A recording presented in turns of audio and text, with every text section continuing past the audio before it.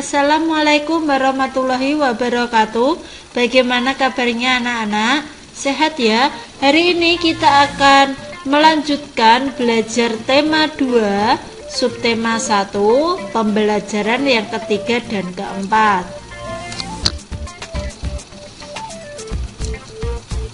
Tuhan menciptakan banyak tumbuhan. Kita harus mensyukuri anugerah yang diberikan kepada kita, karena segala sesuatu diciptakan Tuhan bermanfaat bagi kita, bagi manusia ya. Salah satu pohon yang bermanfaat dari bagian akarnya sampai batangnya, daunnya, buahnya, bunganya, bisa dibilang pohon 1000 manfaat ya, itu adalah pohon kelapa. Karena akarnya bisa digunakan, batangnya juga bisa, daunnya, buahnya, kulit buahnya juga bisa. Tahukah kamu asal mula pohon kelapa? Nah, di sini nanti ada dongeng tentang asal usul pohon kelapa. Dongeng itu bukan sesuatu yang nyata ya, jadi tidak boleh dipercayai sepenuhnya. Kalau di sini ada dongeng asal mula pohon kelapa, tapi sebenarnya pohon kelapa tetap ciptaan Tuhan atau ciptaan Allah ya. Dongeng itu hanya cerita. Nah, ini asal mula buah kelapa. Seorang laki-laki mendaki gunung yang tinggi. Ia ingin mengunjungi penyihir sakti. Penyihir sakti mempersilahkan laki-laki itu masuk ke pondoknya. Wahai penyihir sakti, ada sesuatu yang ingin kumohon darimu, kata laki-laki itu sambil menunduk dengan hormat. Aku ingin diberi sesuatu olehmu agar aku menjadi seseorang yang sangat berguna bagi setiap orang. Ia mengeluarkan sebuah kotak hijau yang kecil. Dia berkata, kau baru boleh membukanya jika kau sudah tiba di rumah. Itu kata penyihirnya ya. Laki-laki itu menerima kotak hijau tersebut dengan perasaan gembira. Setelah mengucapkan terima kasih, dia berjalan menuruni gunung. Di tengah perjalanan, dia tergoda untuk membuka kotak hijau itu. Ia ingin melihat apa isinya, namun ia tidak jadi membukanya saat ia ingat pada pesan penyihir sakti. Ketika tiba di kaki gunung, lagi-lagi dia tergoda ingin melihat isi kotak hijau tersebut.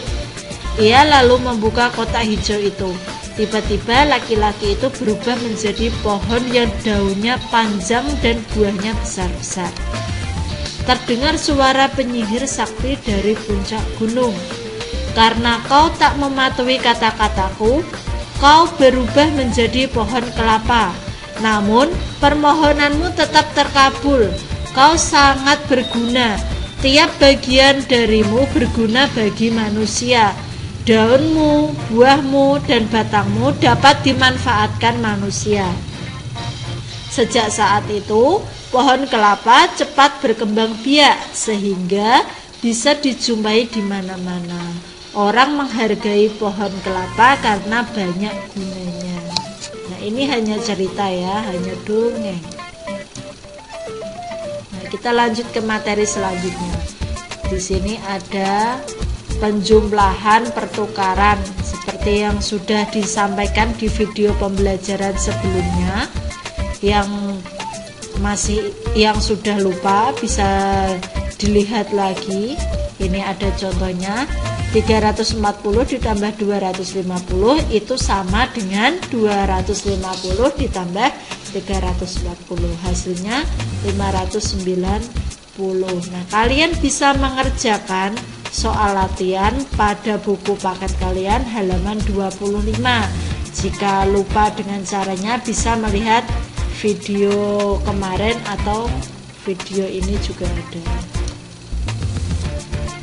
Ini contohnya ya. Lanjut ke pembelajaran yang keempat. Manfaat tumbuhan. Selain untuk kebutuhan hidup manusia, tumbuhan juga bisa dimanfaatkan untuk keindahan, ya, untuk hiasan. Misalnya kalau rumah itu banyak bunga-bunganya, pasti terlihat lebih indah daripada tempat yang tandus atau gersang atau tidak ada tanamannya. Tanaman yang digunakan untuk keindahan diantaranya ada pohon melati, ya, bunga melati warnanya putih itu baunya harum, bunganya juga bagus. Terus ada bunga mawar, terus ada bunga tulip, dan masih banyak lagi. Sekarang kita ke cara memainkan peran, ya. Di subtema 2 ini kita banyak belajar tentang peran, tentang dongeng, tentang drama, ya. Bermain peran itu hampir sama seperti bermain drama. Caranya yang pertama memahami cerita. Sebelum kalian mempraktekkan, itu harus dipahami dulu ceritanya, dibaca dulu berkali-kali dan dipahami. Yang kedua, memahami karakter tokoh. Karakter itu sifatnya, wataknya, ya. Misalnya di setiap dongeng, di setiap cerita itu pasti ada karakter yang baik, karakter yang kurang baik, ada yang pemaaf, dan lain-lain. Nah, kita harus memahami karakter tersebut. Kalau mempraktekkan juga harus sesuai dengan karakternya. Misalnya dapat peran orang baik, berarti mempraktekannya juga harus seperti itu. Harus seperti kalau orang baik itu bicaranya bagaimana, tingkah lakunya bagaimana. Nah, kalau memainkan karakter orang yang jahat, berarti harus menyesuaikan juga cara berbicaranya itu bagaimana, terus kalau marah itu bagaimana. Nah, cara yang ketiga, mengucapkan dialog dengan jelas, ya. Berbicaranya harus jelas, huruf-hurufnya harus jelas, huruf vokalnya harus jelas, sehingga penonton atau orang yang mendengar itu bisa mendengar dengan baik. Yang keempat, volume suara menyesuaikan isi cerita. Nah, kalau marah biasanya menggunakan nada yang tinggi, berarti suaranya dikeraskan. Kalau sedih itu bagaimana? Kalau sedih biasanya pelan suaranya. Tuh, menyesuaikan, ya. Yang tidak kalah penting, yang kelima itu adalah ekspresi, ya. Ekspresinya sesuai dengan keadaan dalam cerita. Ekspresi itu bentuk muka, ya. Kalau senang itu mukanya bagaimana, kalau sedih itu bagaimana, entah menangis atau tertawa itu. Nah, untuk mempraktekkan, coba kalian bermain peran, ya, ada di buku paket halaman 28 sampai dengan 30. Di situ ada dialog, bisa kalian praktekkan sebagai latihan untuk bermain peran. Nah, pernahkah kamu melakukan kesalahan? Pernah gak sih melakukan kesalahan?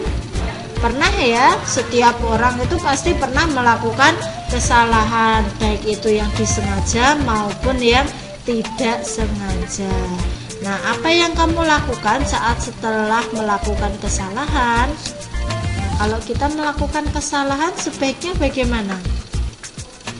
Meminta maaf, ya. Kalau kita salah, kita harus meminta maaf, ya. Kalau kita salah, berani minta maaf, itu adalah orang yang hebat. Orang yang hebat itu berani mengakui kesalahannya, berani bertanggung jawab. Dengan meminta maaf, kita akan merasa lega, ya kan. Kalau kita bersalah tapi kita tidak mau minta maaf, pasti di dalam hatinya merasa takut atau merasa bersalah. Tapi kalau kita sudah minta maaf, pasti merasa lega atau tenang. Hubungan dengan orang lain akan tetap baik, ya, itu, ya.